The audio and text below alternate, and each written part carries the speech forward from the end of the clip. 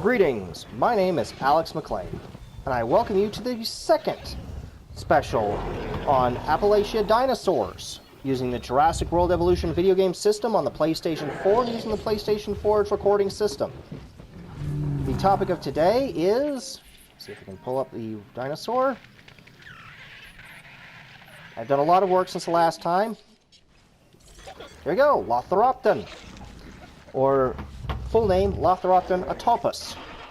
Yes, I'm using a Metaborasaurus as the fill-in. I'll explain why in a bit. Let's turn that off. So good look at this guy. So, history and material discovered. The original material was discovered in 1946 in the Selma group of the Middle Campanian of the Morville Chalk Formation. And it's dated from 85 to 82 million years ago. And the first specimens were found by Rainier Zengeler, and Bill Turnbull, and Charles Barber of the Chicago Field Museum. Thus, the type specimen is labeled FMNHP27383, and said type specimen consists of the cranium and partial postcranial material, specifically quadrate, left maxilla, teeth, jugal, lacrimal, nasal, namesake of the crest, postorbital, frontal, prefrontal, parietal, squamosal, and paraccipital process and a portion of the predentary bone. What all that means is essentially the back of the skull, part of the jaw, center of the skull, and the posterior tip of the head were preserved.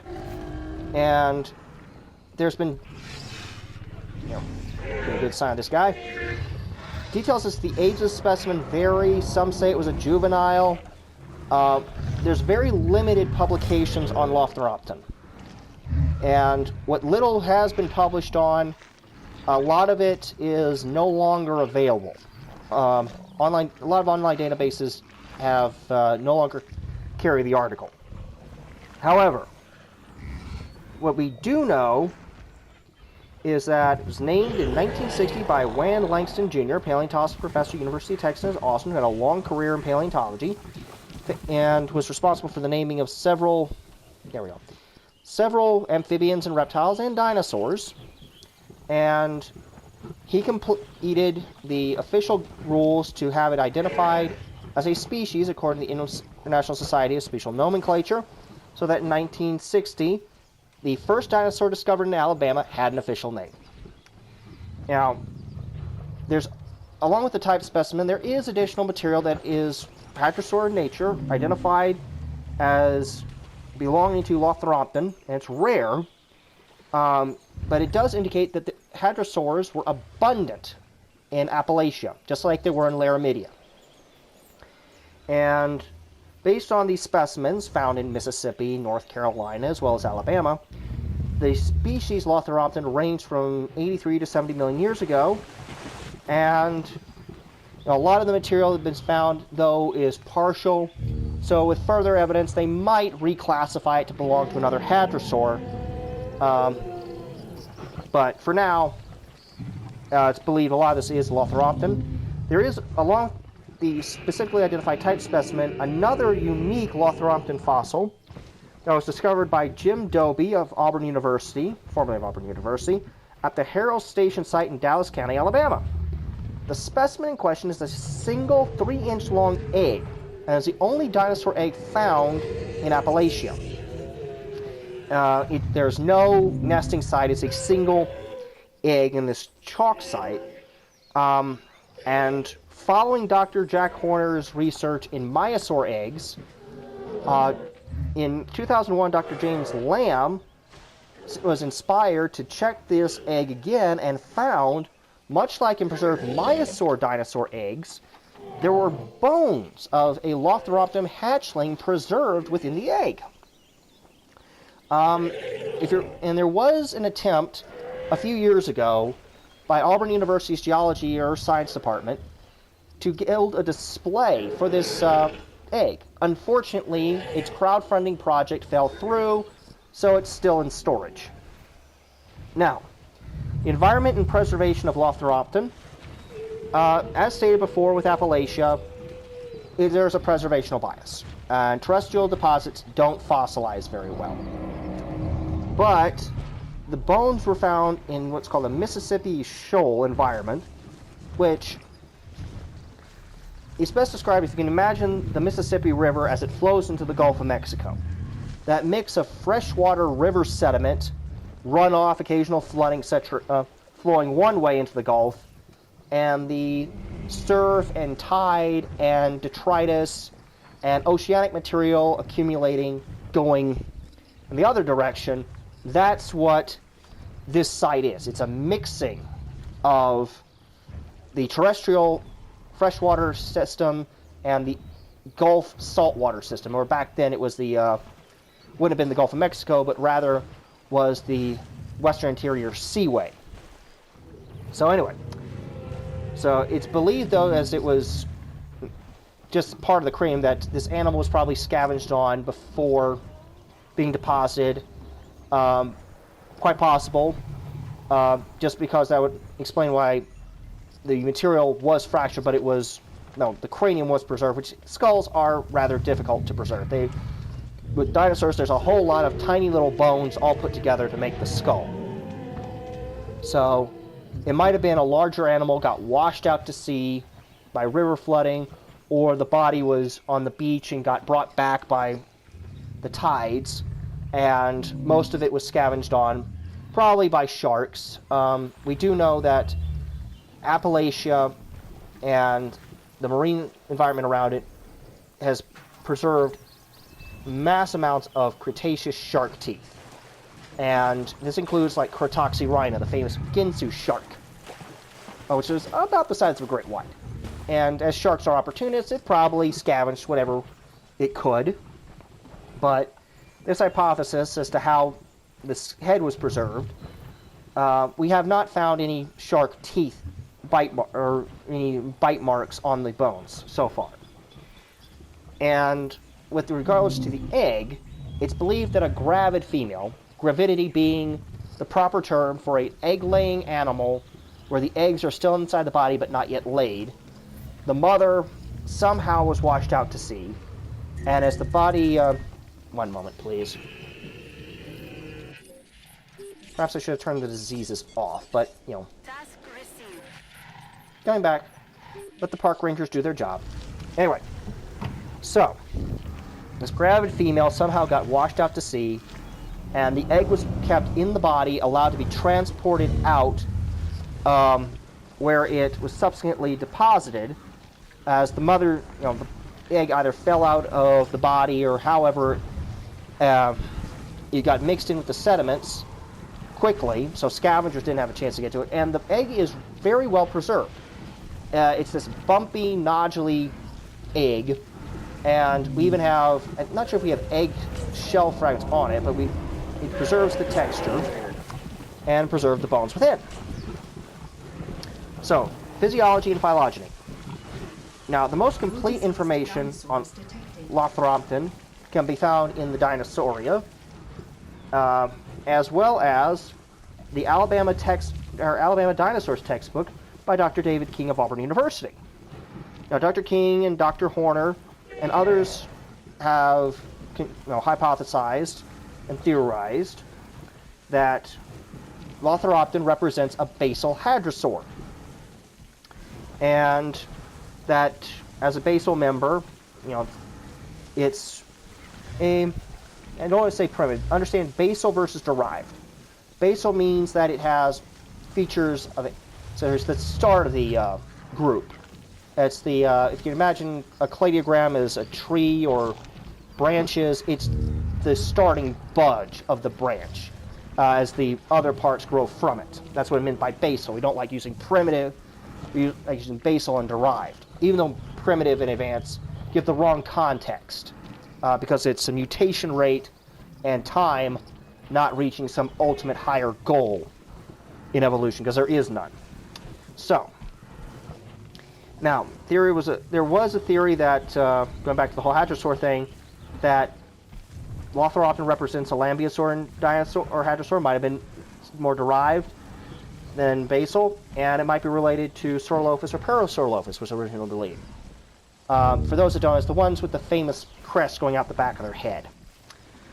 There was a prominent phylogenetic theory that Lophorhothon did not, in fact, represent a hadrosaur, but was an iguanodon, which are closely related. Hadrosaurs and iguanodons are related evolutionarily, but they split, and iguanodons and hadrosaurs have very different anatomic features.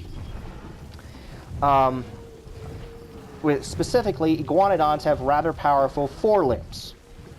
And while they're both, all those groups, hadrosaurs and iguanodons, are browsers and have dental batteries, and iguanodons are the ones with the famous thumb spike. That, the famous thumb spike, some believe to be useful for gathering food, others believe it was to protect itself from predators, but it's got these powerful forelimbs that help using locomotion.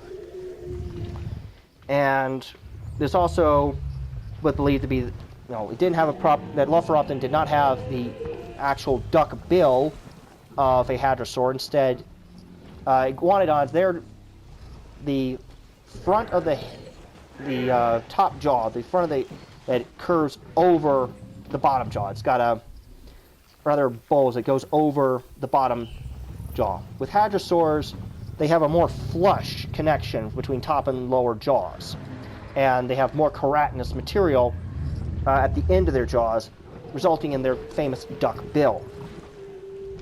Now, this theory was proposed by James Lamb of North Carolina, or Dr. James Lamb of North Carolina, in a '98 paper that unfortunately I have not been able to find to give a detailed explanation of why they believe this iguanodon theory. And most online databases, although they reference it, they no longer carry it. I'm guessing server space probably, or good reason. However, Dr. Jack Horner,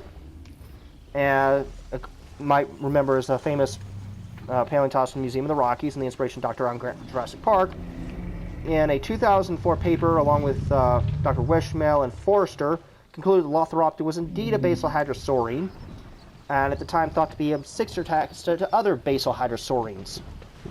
So the start of a radiation of other species. Now, in 2010, though, there was another publication that it was not a basal, see the precise pronunciation of this correct, Hadrosaurine. It was, however, a basal member of Hadrosauridae. So it was not from that spread out of radiation of others. It was closer to the start of that tree limb of cladistics, if you can imagine that. So why is this important? Well, for starters, one of the key features of paleontology and biology is to understand the relationship of animals, not only in their environment, but one another, the evolutionary line, to give context to what you're looking at. Otherwise, you're just looking at a mineralized bone. You have no ability to understand it or the world or observations about it. But if you can relate it to relatives and be able to chart out its evolutionary history and its modifications, you can understand its adaptation and make inferences about relatives. That's one of the big things about paleontology is we don't have a lot of evidence for every single dinosaur, but we can make good inferences based on what we know about relatives.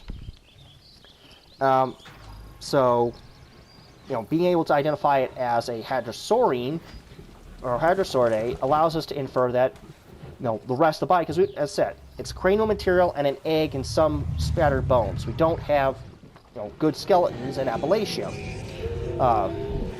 We don't really have a whole lot of articulated material. But we can infer that rather than having robust forelimbs and a spike, that Lophorhothon was a facultative biped quadruped. That its powerful rear legs allowed it to rear up, to reach food, and to run fast if needed and sprint, whereas if it's migrating or browsing, it moves like a quadruped. That it's able to carry itself in a highly energy efficient way. Another inference is that as iguanodons don't really have nasal displays or crests or such, but hadrosaurs do, we can infer that the ridge that Lophorhothon's named from, that it had a fleshy protuberance, that it has this ridge on the front of the skull, believed to be a fleshy protuberance. That's an indication, as these guys are doing right now, of social communication. It's a physical display and a sound display. And that's something iguanodons don't have, but hadrosaurs do. And these displays are connected to sinuses in the skull. So kind of like a modern elephant seal, if you can imagine that. Kind of an elephant seal meets a trumpeter swan or a frigate bird. And like modern animals, this is a physical display and auditory, as I said. So it allows them to communicate with others of their own herd. When they're migrating, check up on the kids as they're moving around so they don't get lost. Warn of each other if there's a danger. Be able to, guide the herd as it's grazing. And this is similar to antelope in Africa. If you look at antelope in Africa, you see there's dozens of species. And all of them have their own unique horns and such. It's a physical display that identifies them as members of their own species. Well, similarly, hadrosaurs that shared the same environment would have different calls. They'd have different crests. They'd have different physical displays and be able to make different frequencies of calls. So even if they're grazing in numbers for mutual defense, that the herd itself, when they're trying to keep their species together, can still meet up. And as far as as I said, Lophorhothon means crested nose. So again, it's probably a hadrosaur. And another thing about hadrosaurs is, unlike iguanodon, both of them had what are called dental batteries, but hadrosaurs had cheek pouches that, much like a chipmunk or a squirrel, these guys could, once they nipped off food with their beaks on the keratinous bill, that's part bolt cutter, part pruning shears, they bring the food back into their mouths, and they had these dental batteries they pummel the food with, and they'd move the food from side to side in these cheek pouches to be able to process the food more before ingesting it. And these dental batteries, by the way, dinosaurs replaced their teeth regularly, and the system that hadrosaurs had with, I keep saying dental batteries because it's not molars like a modern mammal. They had thousands and thousands of tightly packed teeth lined up in these battery. I keep using the term battery because that's the proper term of each individual thing leading to a greater whole.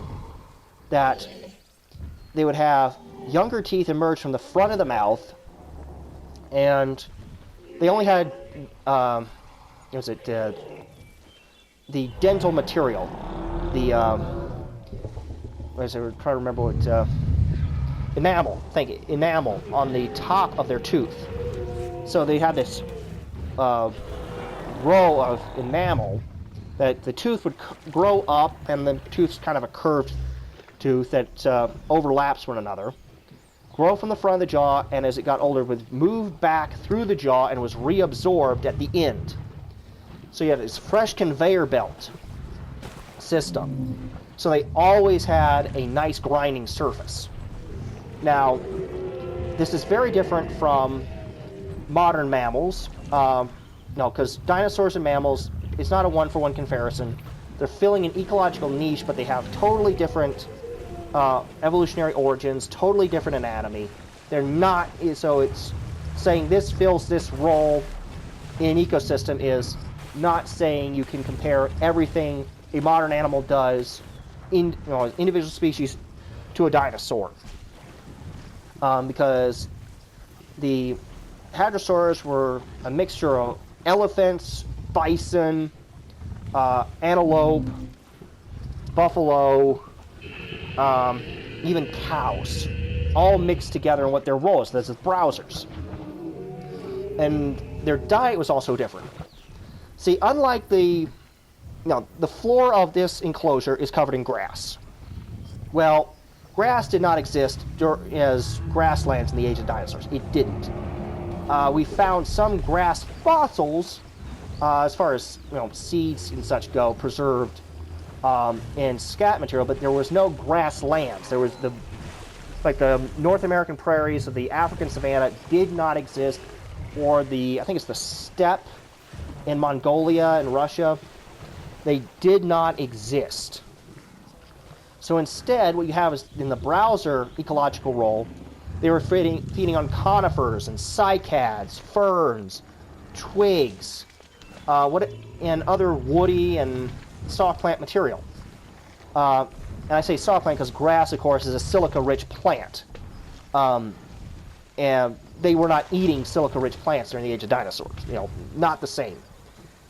They were eating, as I said, more woody material. They may have eaten berries, but flowering plants had just really evolved. And flowering plants, of course, were using insects as pollinators, birds and mammals to move their seed. And the dental batteries of a dinosaur, though, just crush plant material. They're not really good for spreading berries.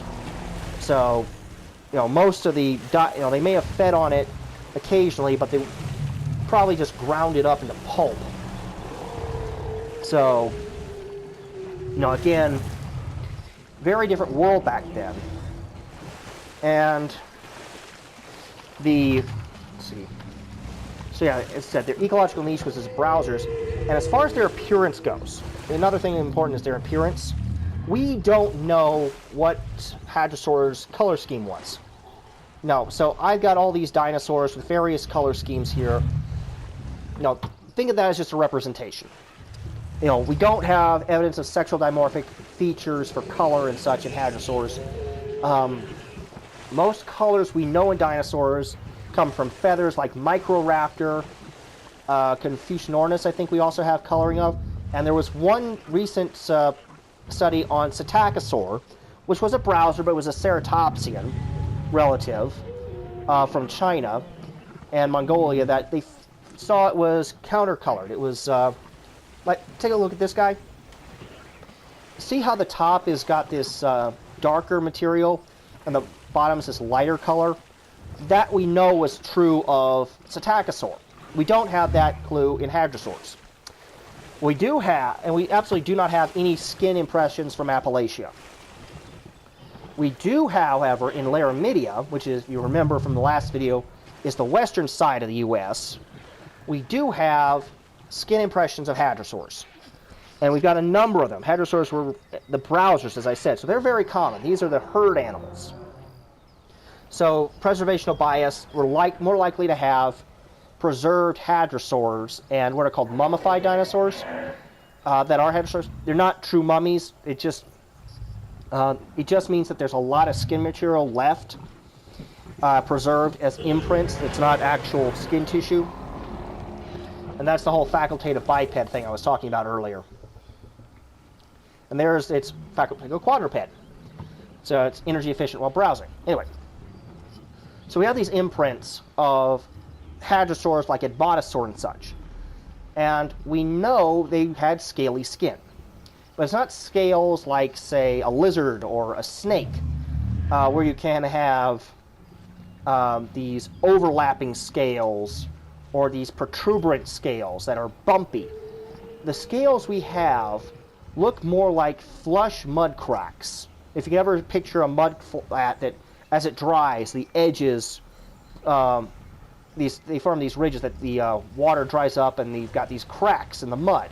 Or if you've ever done tiling, that the individual tiles would be like the scales, and you'd have the mortar filling in as the rest of the skin. So it's it's not overlapping. It's got some movement of the skin, but it's got these scale bits. That texture, as I said, kind of like a tile floor, and we know that the scales varied depending on where they are on the body. That along the flanks and where there's not a lot of movement of that part, like say again the back or the side of the leg here is just one solid skin, they're going to be larger. But say as they're moving around, see the inside of their leg, their scales there would be smaller, they're packed to allow for more flexibility of the skin. So they were smaller and able to spread out and move around, allowing the skin, rather than to rub up in a braid, to move past each other. And we don't have direct evidence of feathers in these guys. We just don't. So we do know they had scaly hide, and there's some evidence of feathers in not just theropods, but also ceratopsians. We do have some ornithopods feathers. Ornithopod feathers, but they're very small ornithopods that have them. So it might be something like a modern elephant, that because they're so big, fur and feathers and such would not be advantageous for the adults. They might have had them as chicks as insulation, but that's never been conclusively proven. We don't have the skin impressions of, baby hadrosaurs. Chilling hadrosaurs, I should say, if I'm going to be technical.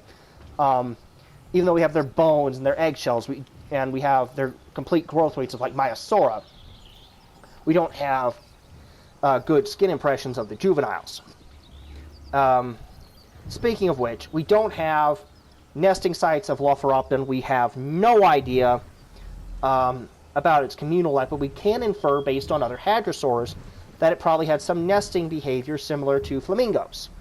Because Maiasaura, of course, had group nesting, and we found some evidence of other nesting in hadrosaurs, but we don't have conclusive proof of that social behavior with Lophorhothon, because we don't have it.